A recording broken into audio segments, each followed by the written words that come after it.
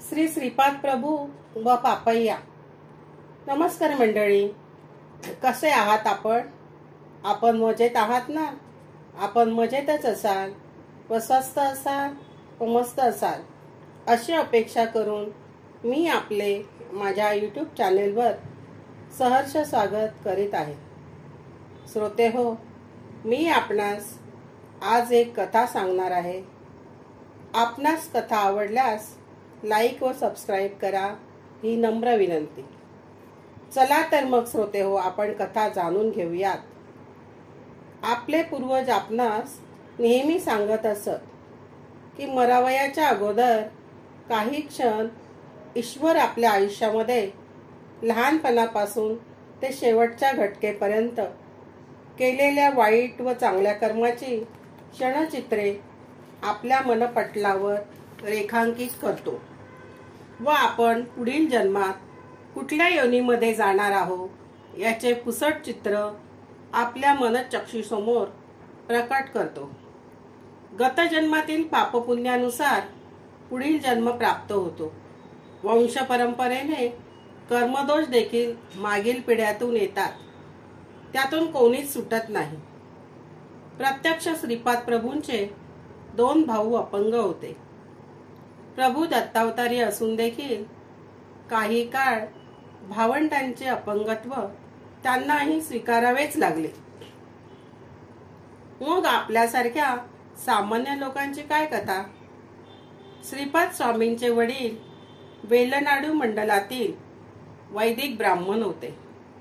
त्यांच्याकडे परंपरागत ग्रामाधिपत्य आलेले होते. त्यांचे वडील म्हणजे स्वामींचे पितामह श्री श्रीधरराज शर्मा होते. ते गावचे प्रमुख असल्याने गावात पीक आले किंवा नाही आले तरी कर वसुलीचे काम त्यांना करावेच लागे. श्रीधरराज शर्मांना त्यांच्या आवडीनिवडी दूर सारून जमीनदाराच्या आज्ञेनुसार जोर जबरदस्ती करून कर वसुली करावीच लागे. ग्रामाधिकारी म्हणून त्यांचे ते कर्तव्यच होते. व्यवहाराच्या दृष्टीने ते योग्य असले तरी ते देवाच्या नियमानुसार पापच होते. पितामहांच्या पापकर्माच्या फलामुळे आणि त्या प्रभावाने श्रीधरराज शर्मा व श्री रामराज शर्मा या उभयतास व्यंगप्राप्त झाले होते. प्रत्यक्ष श्रीपाद दत्तावतारी असून देखील त्यांच्या घरात दुधाची मोठी समस्या उद्भवली. श्री व्यंकटय्या श्रेष्ठी व श्री नरसिंह वर्मा हे श्रीपादांना आपल्या पुत्राप्रमाणे मानित असत. दुधाची ही समस्या सोडविण्याच्या उद्देशाने श्रेष्ठींनी वर्माकडून गायत्री नावाची शुभलक्षणी गाय विकत घेतली. पौरोहित्याच्या निमित्ताने अप्पलराज शर्मा वर्मांच्या घरी आले. वर्मांनी विकलेल्या गायीची किंमत अप्पलराजास दक्षिणा म्हणून दिली, पण पौरोहित्याच्या कामाच्या मोबदल्यात दक्षिणा जरा जास्त असल्याने अप्पलराजाने ती जास्तीची दक्षिणा स्वीकारली नाही. दक्षिणा म्हणून घ्यावयाचे तेवढेच धन घेऊन उरलेल्या धनाचा त्यांनी अस्वीकार केला.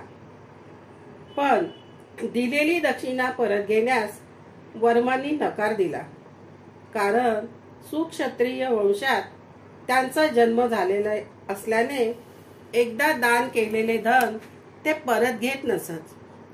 त्यामुळे हा वाद बापनारिवलू पर्यंत पोहोचला. त्यांनी यावर एक उपाय म्हणून ब्राह्मण परिषद बोलावून अप्पलराजाने न स्वीकारलेले धन कोणी एका ब्राह्मणाने स्वीकारावे असे जाहीर केले. परिषदेमध्ये जमलेल्या ब्राह्मणांमध्ये दक्षिणा स्वीकारण्यासाठी चढाओढच सुरू झाली होती. एवढ्यात पापय्या नावाचा तरुण ब्राह्मण दक्षिणा घेण्यास पुढे आला. पापय्या शास्त्री श्रीपादांची निंदानालस्ती करीत असे. श्रीपादांच्या दत्तावतावरच पापय्या नेहमी शंका घेत असे. पापय्या दत्तभक्त असून देखील भरपूर जप करीत असे. श्वेतार्कक्षा देखील त्याने आपल्या गुरूंकडून प्राप्त केली होती. म्हणूनच द्रव्य स्वीकारताना कोणतेही मालिन्य येणार नाही हे पापय्या पंडिताला वाटले. त्याने ते धन स्वीकारले व विजयी मुद्रेने तो घरी गेला. त्यावेळी त्याचे घरी त्याचे मामा आलेले होते. प्राथमिक गप्पा झाल्यावर पापय्याने मामांना जेवून जाण्यास सांगितले. त्यावेळी मामांनी त्याला सांगितले की मी वर्षातून फक्त एकदाच जेवतो. सध्या मला तुझ्याकडे जेवायला जमणार नाही असे म्हणून मामा घाईघाईने बाहेर पडले. पापय्या या घटनेचा विचार करीत बसला असता त्याच वेळी त्याची पत्नी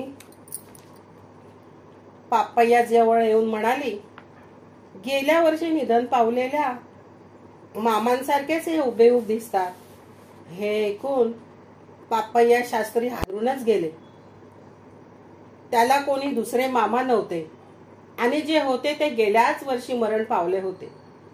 तेव्हा नक्कीच मामांचा प्रेतात्मा आपल्या घरी येऊन गेला असावा असे पापय्याला वाटले. भूतपिशाचाच्या मंत्रतंत्राविषयी त्याला काहीच ज्ञान नव्हते.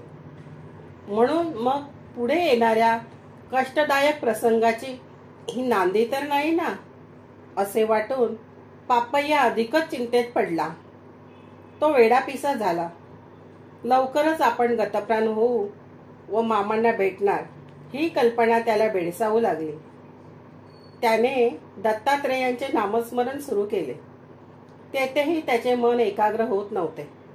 म्हणून तो कुकुटेश्वराच्या मंदिरात जाऊन दत्तमूर्तीचे ध्यान करीत बसला असता ध्यानात त्याला शीर नसलेली मूर्ती दिसली. अशा प्रकारे त्याला वाईट दृश्य दिसू लागले. तो घरी परत आला असता पत्नीच्या डोक्याचे कुंकू त्याला पुसलेले दिसले. त्यामुळे तो अधिकच अस्वस्थ झाला. सारे पिठापूर्वाशी त्याला वेड लागले असे समजू लागले. त्यावर काहीतरी उपाय करावा म्हणून पापय्याची पत्नी श्रीपादांना भेटायला गेली. कारण श्रीपाद प्रभू या संकटातून आपले रक्षण करतील याची तिला खात्री होती. श्रीपादांची अजाणतेप्रमाणे निंदा केल्यानेच त्याचेच हे फळ आहे हे तिने जाणले. श्रीपादांकडे गेल्यावर त्यांना कडेवर घेऊन त्यांचे लाड करीत तिने श्रीपादांना आपली परिस्थिती सांगितली. तेव्हा श्रीपाद फक्त 2 वर्षाचे होते.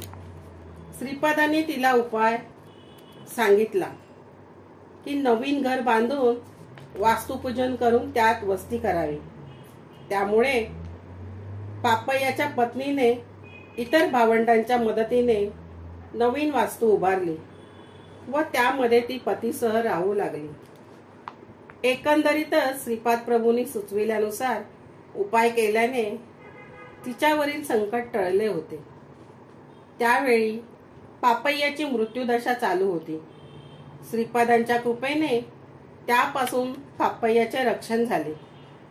त्याग, मानसिक कष्ट, अपमानाचा अनुभव देऊन श्रीपादांनी त्याच्या कर्माचा नाश केला.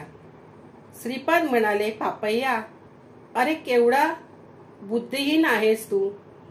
प्रत्यक्ष दत्तरूप परमेश्वर तुझ्या समोर असून देखील तू त्या स्वरूपाला ओळखले नाहीस. हे तुझे दुर्भाग्यच म्हणायला हवे.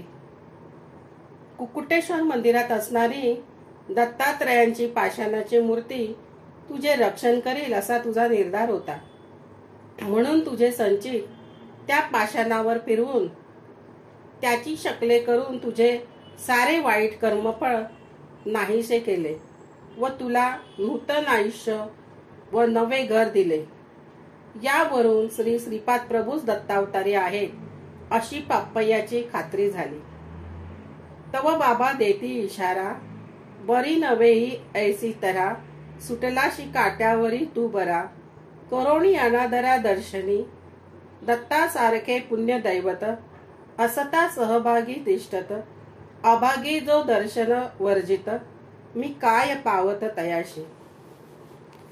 तात्पर्य: संसाररूपी सागरामध्ये वावरत असताना भक्तांच्या आतून होणाऱ्या चुका, त्यांच्यावरील संकटे व वाईट कर्मफळांचा परिहार करून त्यांना परत सुंदर आयुष्य, उज्ज्वल आयुष्य प्राप्त करून देणाऱ्या प्रेमळ श्री श्रीपाद प्रभूंना कोटी कोटी दंडवत.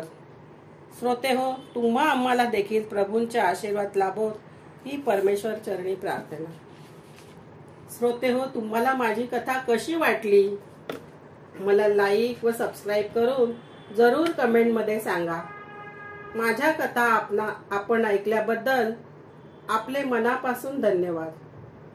श्री श्रीपाद प्रभूंचा जय जयकार असो.